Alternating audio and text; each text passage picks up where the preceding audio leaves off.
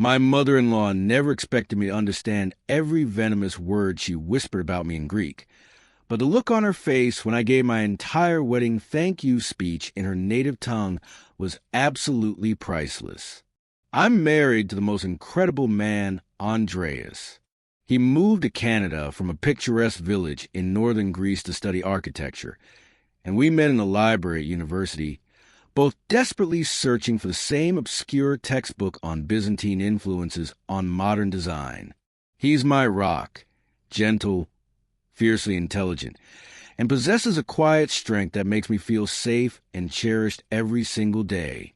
Our relationship has always felt effortless, a perfect partnership built on mutual respect, shared laughter, and a deep, abiding love that seems to grow stronger with each passing season. The only storm cloud in our otherwise perpetually sunny life has always been, and for a long time threatened to be, his mother, Katerina. From the very moment Andreas introduced us at a crowded family picnic in their backyard, it was painfully clear I was not what she had envisioned for her only son. I'm a red-headed, freckled graphic designer from a small Canadian town, about as far from traditional Greek bride as one could possibly get. I tried everything, every trick in the book to win her over. I brought her lavish bouquets of flowers, meticulously remember her name day, and always called to wish her well, and listened intently to her long, detailed stories about her family and their history back in Thessaloniki. My efforts were met not with gratitude, but with a wall of polite, icy indifference that, over time, slowly thawed into something far worse. Open hostility and calculated cruelty. The first formal dinner at their house was a masterclass in subtle humiliation. Katerina greeted Andreas with a flurry of kisses and joyful exclamations in Greek, then turned to me with a thin, lifeless smile that didn't reach her eyes. Throughout the meal, she spoke exclusively in rapid-fire Greek, a torrent of words meant to exclude me. Even though I knew for a fact she was perfectly fluent in English, Andreas tried valiantly to translate, to include me, but she would deliberately cut him off, launching into another animated story or asking him a pointed question, ensuring I remain on the outside looking in. When I finally reached for the beautiful, steaming plate of doll maids, she smoothly moved it just out of my reach, serving her husband, Dmitri, and Andreas first, making a great show of ensuring they had the best pieces. The message was crystal clear.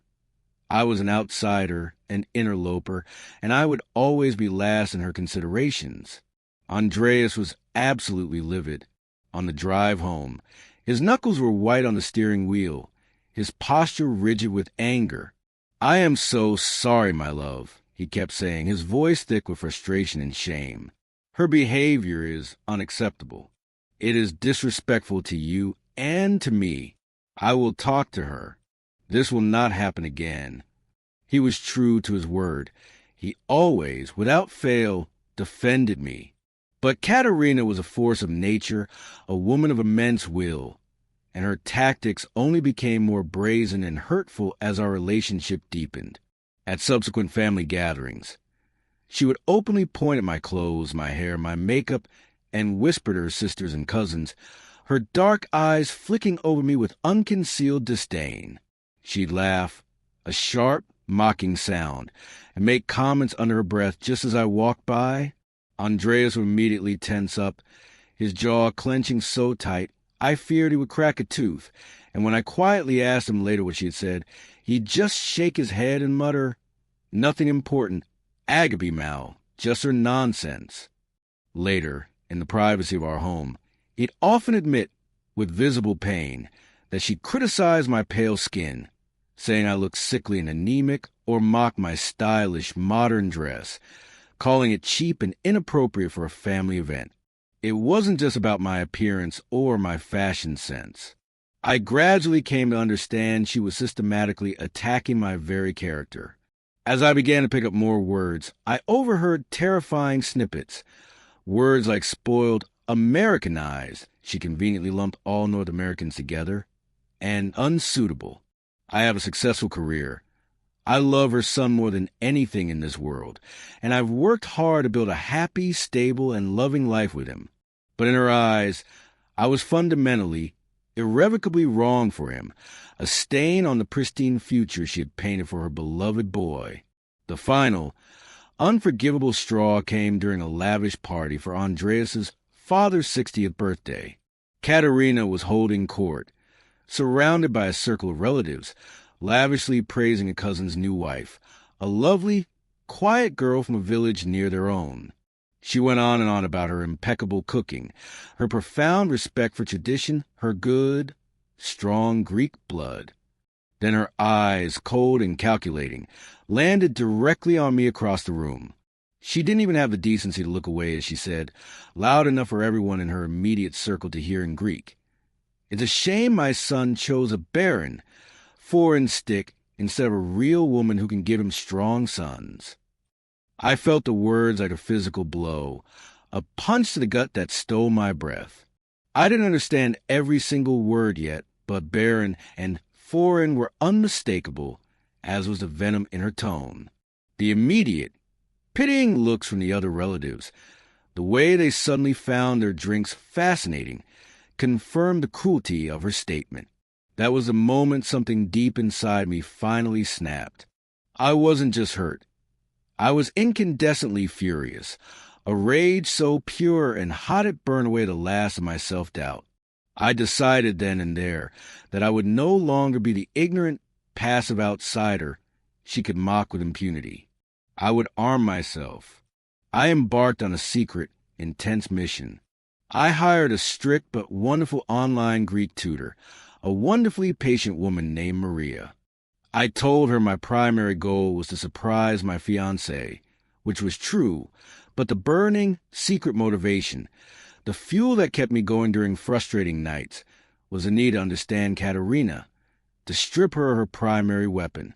I spent hours every single day, during my lunch break, late at night after Andreas was asleep, early in the morning before the sun rose, cramming vocabulary, drilling complex grammar, and painstakingly practicing the melodic, difficult sounds of the language. I drowned myself in Greek radio stations and watched endless, melodramatic Greek soap operas until my head spun. It was mentally exhausting, but with every new word I learned, with every sentence I began to decipher, I felt a little stronger, a little less powerless, a little more in control of my own narrative. After 8 grueling months of intense, dedicated study, I reached a point where I could understand the vast majority of casual conversations. The next time we visited as parents, I kept my face a placid, smiling mask, the picture of ignorant innocence, while I listened, truly listened, for the first time. And what I heard was far worse, far more insidious than I had ever imagined. She didn't just insult me to my face. She plotted against me behind my back. She tried to convince a reluctant Dmitri to withdraw their financial contribution to the wedding, unless we agreed to invite 50 of her closest friends from the Greek community. She suggested to Andreas that a smart, ironclad prenuptial agreement was absolutely necessary because these American girls always take everything and leave. She even told him with a straight face that my family was probably only excited for the wedding because they were greedy for a wealthy Greek son-in-law, a notion so absurd would have been laughable if it weren't so malicious. The wedding planning process itself became a relentless, draining battleground. She hated every venue I liked, criticizing one as too modern, another as too common. She sneered at every flower arrangement I chose, declaring the colors garish and the scents too weak. In a moment of foolish, optimistic hope for a miracle, I invited her to come dress shopping with my mother and my best friend, Rachel. It was an unmitigated catastrophe. She sighed dramatically, audibly, as I tried on each beautiful gown. When I finally found the one, a stunning, elegant A-line dress of Venetian lace that made me feel like a goddess, my mother and Rachel cried tears of pure joy. Katerina looked me up and down, her lips pursed, and said in clear, dismissive Greek, "It does nothing to hide your bony hips." A real woman has curves to hold a child. I understood her perfectly. Every syllable. I felt the hot, sharp sting of tears, but fiercely refused to let them fall. I simply looked at her reflection in the full-length mirror, smiled my sweetest, most placid smile, and said in calm, measured English, "Thank you for your honesty, Katerina." The confusion, the flicker of uncertainty on her face, was a small, cold comfort I clutched to my heart in the following difficult weeks. As the wedding day approached, its shadow looming large, I knew with a cold, clear certainty what I had to do. The idea had been forming in my mind for months. A secret weapon I had been patiently, meticulously forging. I would use my thank you speech to address our guests, but I would deliver it not in English, but in Greek. The day of the wedding was more breathtaking than I had ever dreamed. Everything was perfect, from the soft, golden sunlight filtering through the stained glass windows of the chapel to the gentle scent of lilacs and gardenias filling the air. Andreas looked so devastatingly handsome in his tailored tuxedo, his eyes full of love and awe so profound it made my heart ache as I walked down the aisle toward him, toward our future. I saw Katerina sitting stiffly in the front row, her expression a complicated mixture of resentment, resignation, and a strange, grudging respect for the pageantry. I pushed her from my mind and focused entirely on my husband, on the sacred vows we were making to each other, on the life we were promising to build together, a life that no longer included a space for her poison. At the reception, after a delicious meal filled with laughter and toasts, it was time for the family speeches. My father gave a lovely, heartfelt toast that had everyone smiling. Dmitri, a kind and gentle man who had always been warm to me, spoke haltingly but warmly in English about the universal power of love and family. Then it was my turn. I stood up, smoothed the lace of my gown, took the microphone, and smiled at the room full of our beaming friends and beloved family. I began in English, my voice clear and steady. Thank you all so much for being here with us today to celebrate this incredible joy. It means the world to Andreas and me. I looked directly at my new husband, his face beaming with pride and love. Then I took a deep, centering breath, feeling the weight of the moment, and I switched to Greek. The gasp that rippled through the room, particularly from the Greek side of the family, was audible, a collective intake of shock breath. Andreas's jaw literally dropped open. His eyes widened in utter, complete shock, then welled up with tears of overwhelming emotion and pride. I continued, my accent careful but clear, my voice gaining strength with each word. "My dearest Andreas," I said, my gaze locked with his, "marrying you is the greatest joy and honor of my life. I wanted to learn your language, the language of your heart and your childhood, as my wedding gift to you, to show you that I want to be part of every piece of your world, your history, and your beautiful culture." I then turned to Dmitri. "Patra," I said, using the respectful Greek word for father. "Thank you for your unwavering kindness and for always, from the very beginning, making me feel welcome and valued in your home." He looked utterly stunned, then incredibly, deeply proud, nodding at me with a glistening of tears in his own eyes. Then, slowly, deliberately, I turned my gaze to Katerina. The air in the grand room grew thick and still, charged with a palpable tension. Her face had lost all its color, draining to a ghostly white.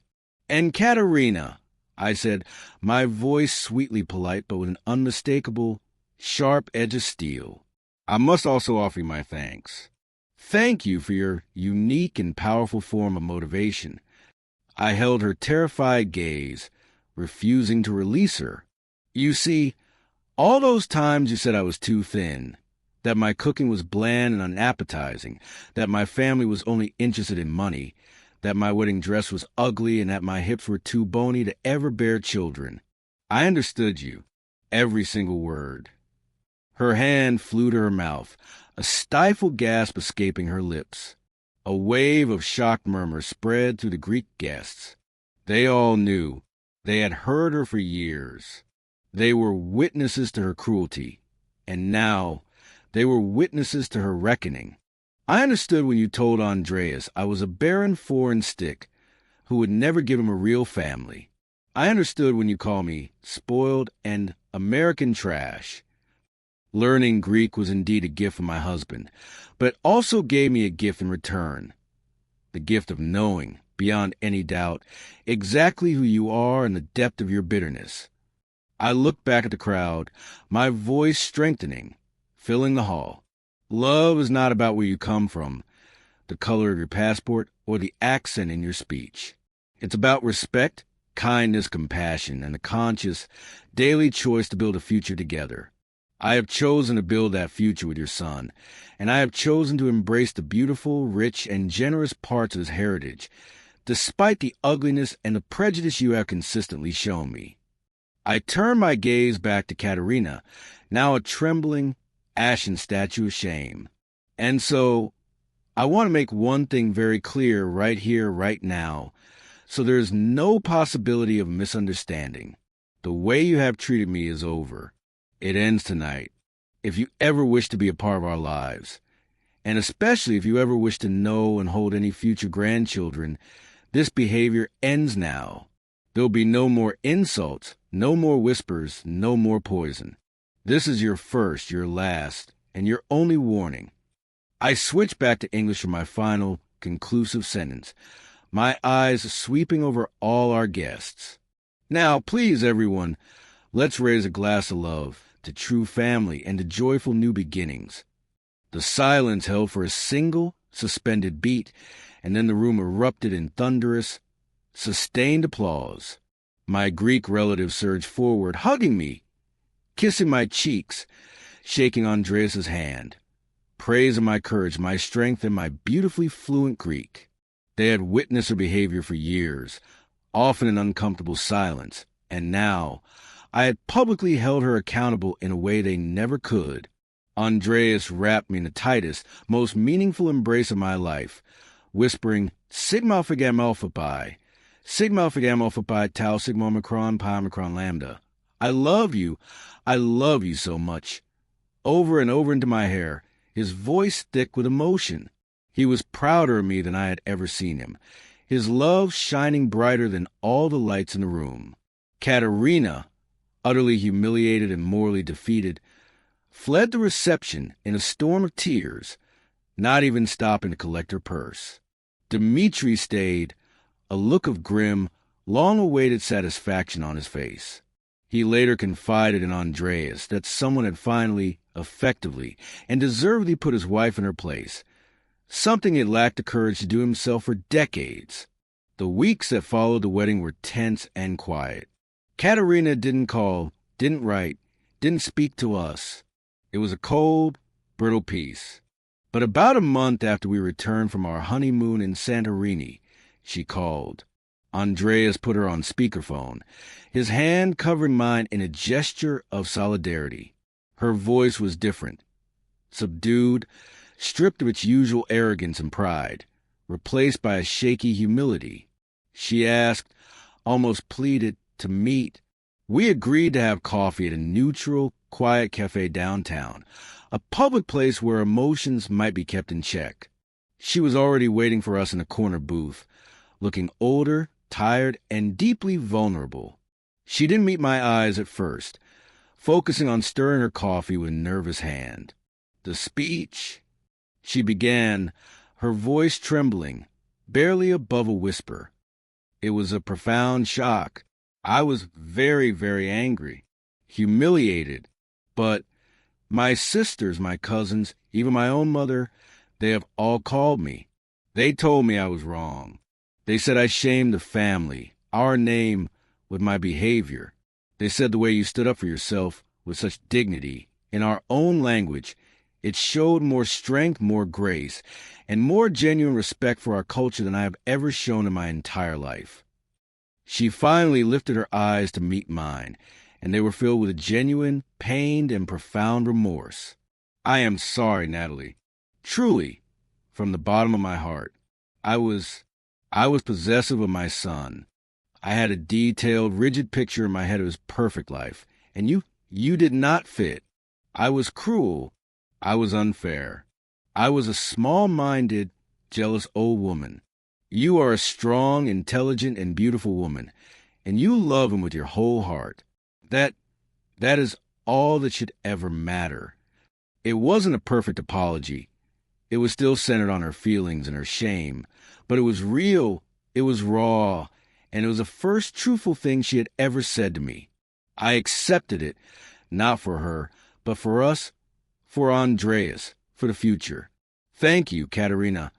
I said, my own voice soft but firm. I accept your apology. I want us to have a better, healthier relationship. For Andreas, for our family, for our future. The change in her wasn't instantaneous or miraculous, but it was profound and consistent. She started making a genuine, visible effort. She invited us over for dinner and actually spoke to me directly in English. And then, slowly, tentatively, we began to converse in Greek, her correcting my grammar not with scorn, but with a kind of hesitant pride. She taught me how to make Andreas's favorite dish, pasticcio, from scratch, guiding my hands without a single critical comment. She even, one evening, complimented my career and my design portfolio, something she had previously dismissed as a frivolous hobby. A year into our marriage, we found out I was pregnant. When we told Andreas's parents over a celebratory dinner, Katerina burst into tears.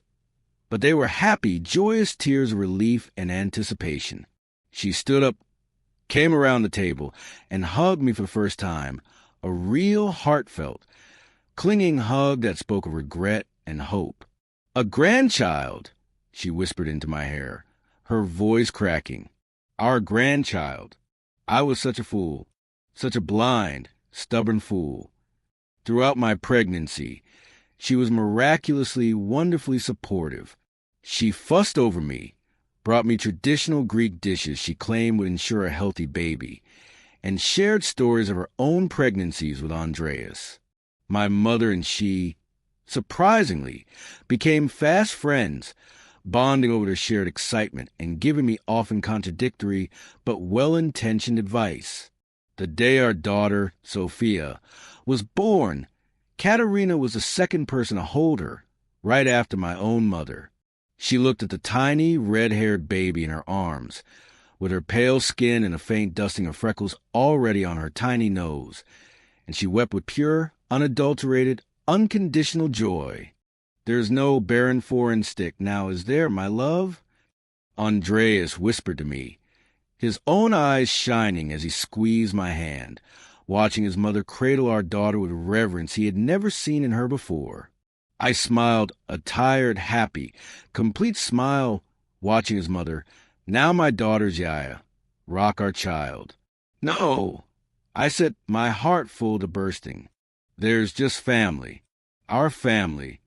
Katerina still has her moments, her old biases lurking just beneath the surface. She sometimes suggests a more traditional Greek name for a future child, or comments that little Sophia's bright blue eyes are so very Canadian. But the malice, the calculated cruelty, is gone, replaced by a grandmother's loving, if sometimes misguided, bias.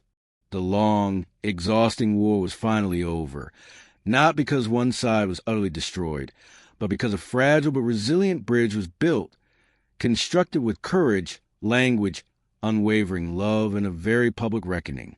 We found our hard-won peace. Our home is filled with laughter, and our family, once fractured, is now finally completely and beautifully whole.